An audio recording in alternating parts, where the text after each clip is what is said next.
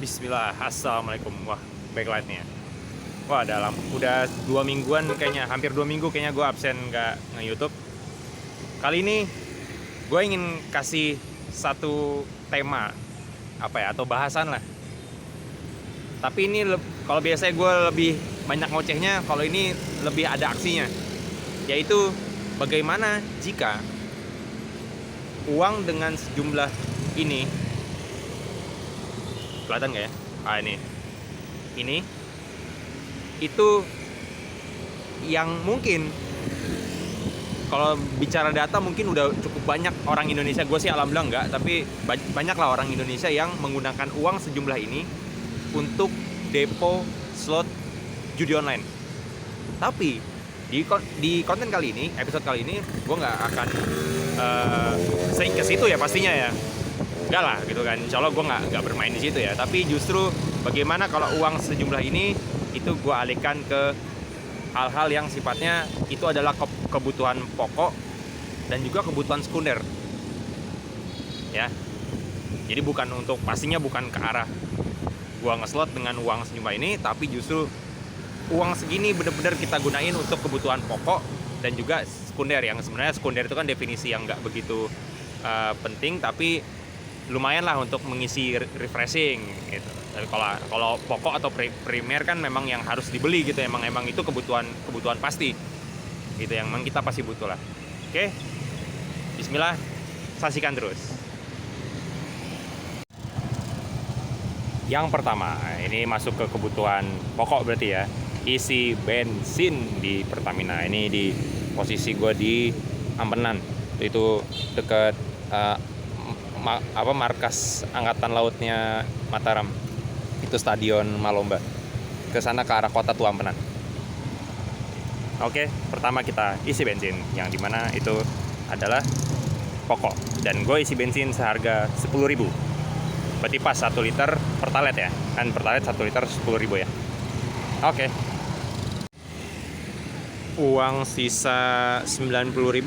Setelah tadi beli bensin, gue mau beli kopi di Indomaret Point. Oke.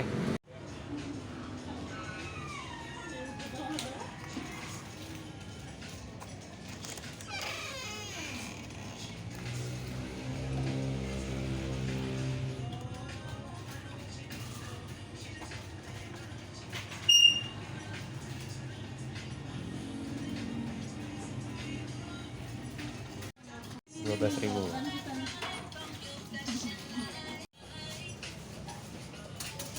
Ini 12.000. Kopi saku latte dari Indomaret Point.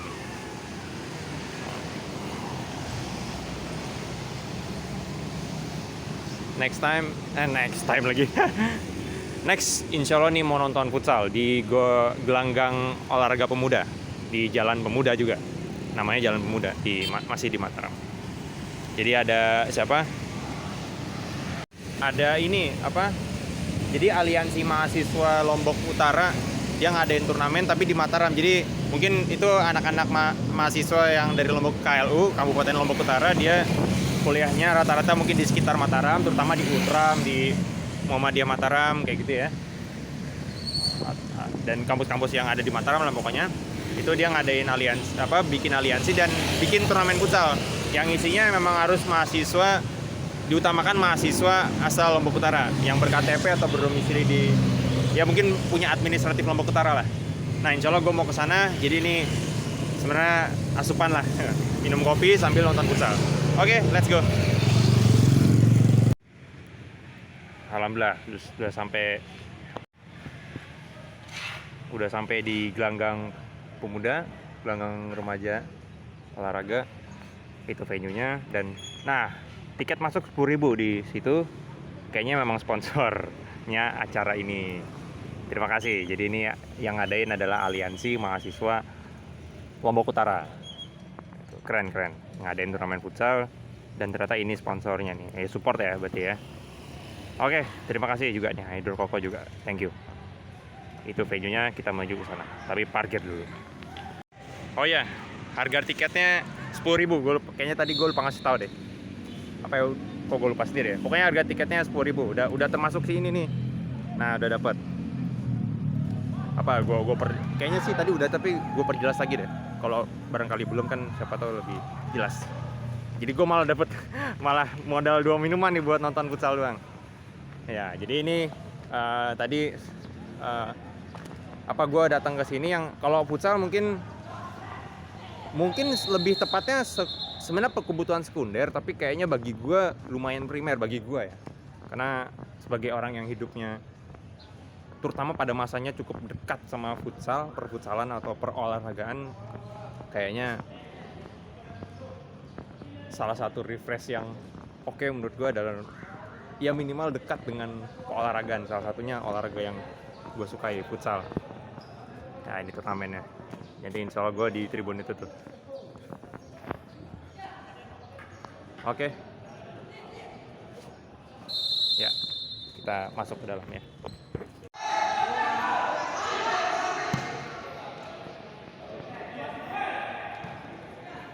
Lapangannya apa ya? Polyflex ya? Ini bukan puzzle ini pokoknya. Nah, ini dia. Ini terlalu ngezoom gue. Nah, ini dia caranya. Udah gerak ya. Nah, ini.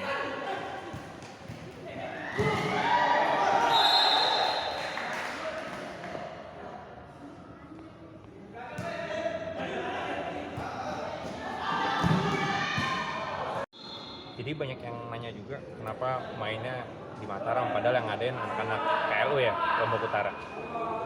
Yang gue dapat dari Instagram si acara ini namanya Porseni_KLU kalau nggak salah. Itu ternyata dia ngadain Q&A dan di situ dia ngejawab kalau faktor utamanya adalah aliansi mahasiswa Lombok Utara ini rata-rata adalah anak-anak yang anak-anak KLU yang berkuliah di Mataram. Jadi mereka lebih stay di Mataram sebenarnya untuk anak-anak kuliah ya. Nah, kedua, ini adalah ajang yang pas untuk memperkenalkan memperkenalkan budaya, memperkenalkan olahraga, silaturahmi yang pas supaya eventnya nanti ketika pulang kampung ke KLU ya, KLU itu kan Malaka, Nipah termasuk juga Tanjung, Gangga, Pemenang ya, Bayan ya, kayak gitu-gitu semua. Nah, itu harapannya bisa lebih bersemangat untuk bisa membangun kampung halaman tercinta gitu. Nah, ini salah satu ikhtiar atau simbolisasinya dari turnamen seperti ini. Jadi itu alasannya, makanya ini acaranya anak-anak KLU Lombok Utara tapi adainnya di Kota Mataram, unik ya. Gitu. Mungkin next time bisa tuh langsung diadain di KLU-nya beneran di sana. Mungkin KLU Mataram kurang lebih pusatnya ke Tanjung ya, itu pusatnya KLU.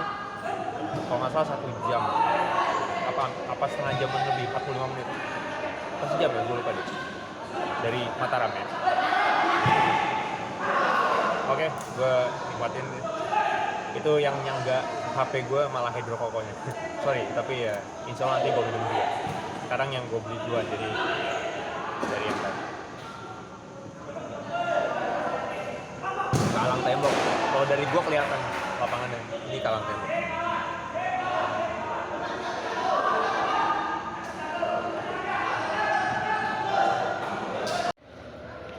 Jadi ini jatuhnya kayak tarkam ya, cuma persyaratannya pemainnya harus dari KLU kayak gitu. Kalau nggak salah regulasinya plus 2 pemain yang dari luar, itu bebas 2 pemainnya. Yang gue lupa itu U-nya, mungkin bebas kali ya, atau ya yang pokoknya sih masih mahasiswa berarti ya. Apa ada alumni juga tapi ya nggak banyak, lupa deh gue. Dan ini adu penalti. Jadi gue berarti datang udah babak kedua tuh, ternyata skornya 2-2, kalang wasit lagi. Baru tuh 2-2 skornya, nggak kelihatan dari sini ya. Gue kasih 1 aja nih, ini penendang pertama.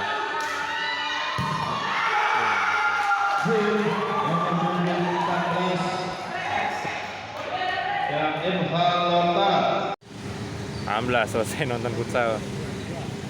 Nggak sengaja ketemu ini, itu bokap gue di dalam. Ini nyokap gue beli ini nih ya, pas 10.000.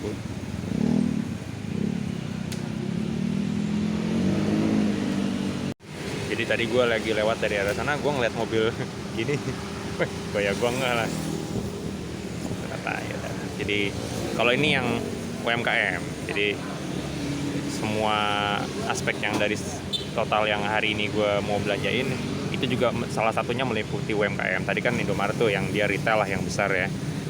Nah ini yang UMKM atau kaki lima ya, unit kecil usaha mikro. Itulah pokoknya mikro lah, pokoknya UMKM itu kan mikro. Ini di Majapahit dekat Dinas PUPR NTB. Oke, gue sekarang berpindah ada di Lombok Epicentrum Mall. Tapi sebelum masuk ke dalam, gue makan yang tadi dibeli bareng ada sama nyokap dan bokap gue. Jadi ini roti. Sebenarnya ciri khasnya sih srikaya, yang tengah nih srikaya. Ini buttercream, ini coklat. Jadi 10.000 dapat 3 slice gini nih. Ya. Oke, bismillah. Kita coba. Ini yang buttercream.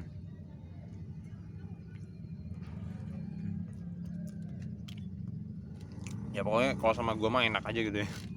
Sorry guys, bukan reviewer makanan soalnya.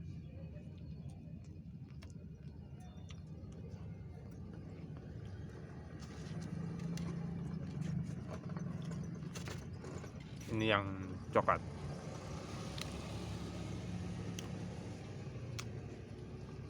Dia sifatnya tuh roti kukus, jadi ya lembut banget, nih. Enak nih yang coklat nih. Tapi rasanya coklat apapun kualitinya nggak mungkin gak enak kan. Lu pernah nemuin coklat nggak enak sih? Gue sih belum pernah. Enak-enak aja ya.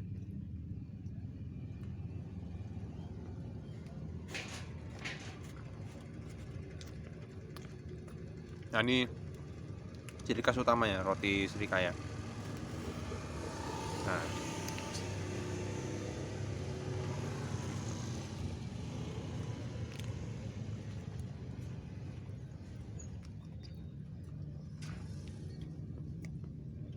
srikaya tuh dari Palembang nggak sih, maksudnya terkenalnya? Iya nggak sih? Gue pernah dengar begitu. Coba deh kalau teman-teman ada yang tahu bisa komentar, bisa tolong komentar. Enak lah pokoknya, top. 10.000 ya lumayan lah, worth it.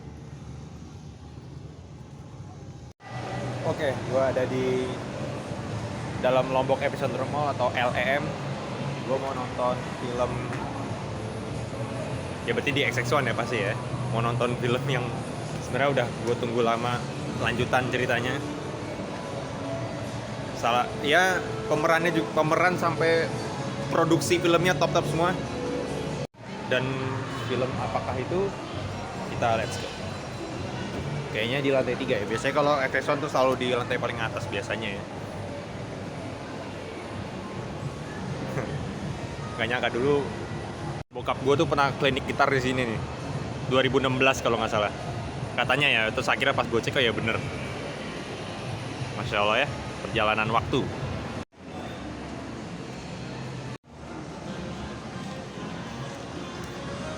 Oke, ini sudah sampai. Ya, jadi ini yang mau gue tonton. Kelihatan nggak? Ini dia. Oke, kayaknya sih tinggal yang jam 7 sama jam 9 deh. Gue yang jam 7 malam aja ambil. Ini sekarang sore sih, jam 5-an. Hari Senin, tanggal 9 Oktober 2023. Keren ya, penasaran. Udah lihat trailernya sih. Jadi makin penasaran.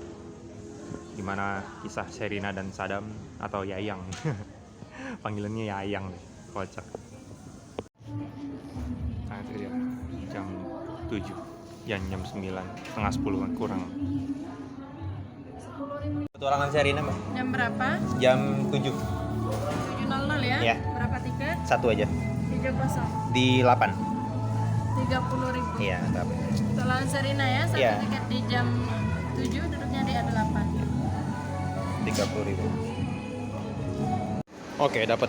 Jadi tadi gue di kursi nomor 8 yang paling atas di A ya. Emang tuh view kesukaan gue. Ini gue sengaja ngerekam di luar, tadi udah direkam di dalam, cuma ada suara lagu, gue takut kena copyright. 30.000. Oke, sampai jumpa nanti setelah selesai film. See you. Yang paling atas tuh, nah di sana tuh yang ujung paling tinggi.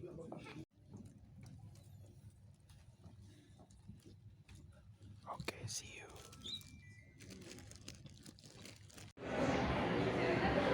Alhamdulillah udah selesai. Masya Allah, emang ya gue ini film ini Petualangan Sherina 2. Ya pokoknya gini ya, gue belum pernah ke Kalimantan. Yang itu aja gue udah paham kalau Kalimantan tuh luas banget. Dengan nonton film itu gue makin sadar kalau Kalimantan tuh seluas itu. Masya Allah ya. Dah pokoknya itu, ya pokoknya the best lah. Gue sih nggak bisa ngomong banyak. The best. Ya gue harus akui Om Riri Riza itu menurut gue ya Steven Spielberg-nya Indonesia. Asli, keren lu Om. Oke, kita lanjut ke yang berikutnya. Alhamdulillah. Oke, alhamdulillah kita pulang dan ya itu tiketnya apa karcis parkir ya, 3.000. Nah, memang kalau mall itu memang setahu gue ya biaya parkir itu akhirnya jadi subsidi silang dengan operasional di mall itu sendiri. Jadi ya insya Allah worth it lah, apalagi ini 3.000 udah. Nah tuh ada tulisannya ya. Oke, berikutnya nah ke Alfamart gue mau beli sabun mandi. Kebetulan sabun mandi gue habis, jadi kita selanjutnya beli sabun mandi. Nah ini dia. Nah, berarti 19.000 lah ya, buletin aja. Ini ya. Oke. Itu aja. Gak usah plastik, Mbak. Ini aja. Oke, uang tadi sisa 6.000. Berarti kita beli buat makan malam. Oke, sampai makan malam. Nasi satu, Pak. Nasi sekali. Makan sini saya, Pak. Oh iya. Oke. Ini nasi 5.000 sama gorengan satu. Jadi pas 6.000 tadi ya. Alhamdulillah. Bismillah. Alhamdulillah. Udah sampai di tujuan akhir kita hari ini, tuntas sudah 100.000 total. Bismillah. Jadi itu teman-teman, betapa 100.000 yang seperti gua sampaikan tadi di awal, ketika kita serahkan itu kepada depo slot judi, betapa uang itu ngerem di situ aja gitu, di tempat dia doang. Yang nggak tahu, mungkin ada yang menang, ada yang kalah, nggak tahu lah, itu kan sistem dia yang ngatur ya. Nah sedangkan ketika uang 100.000 itu kita alihkan ke kebutuhan pokok, primer atau sekunder dan lain sebagainya, betapa banyak pihak, banyak bahan, pokoknya banyak sektor yang terlibat lah ya. Oke, mohon maaf karena lagi-lagi persoalan teknis, jadi di sini gue closingnya ya. Yaitu, jadi betapa judi online itu sebegitu merusaknya gitu loh. Bukan hanya untuk di diri sendiri, tapi juga di perekonomian. Bayangin 100.000 itu kan dari yang gue pegang nih, yang kalian lihat, itu kan bener-bener berputar gitu loh.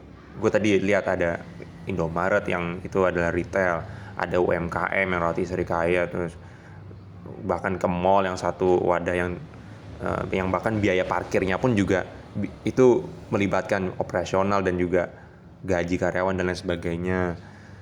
Wah, jadi perekonomian itu hidup gitu. Nah itu, jadi itu aja dari gua. Semoga video ini bermanfaat, dan untuk teman-teman, jadi video ini memang gue khususkan untuk kita supaya jauh dari yang namanya judi online atau judi lah. Ya, oke. Itu aja. Kurang lebihnya sekali lagi gue mohon maaf. Terima kasih teman-teman sudah support, sudah nonton, dan insya Allah kita berjumpa lagi di kesempatan-kesempatan berikutnya dengan bahasan-bahasan entah masih sama ataupun yang lain. Oke, gue Malvin, gue pamit. Sekali lagi insya Allah kita bertemu di lain kesempatan. Terima kasih. Wassalamualaikum warahmatullahi wabarakatuh. Alhamdulillah.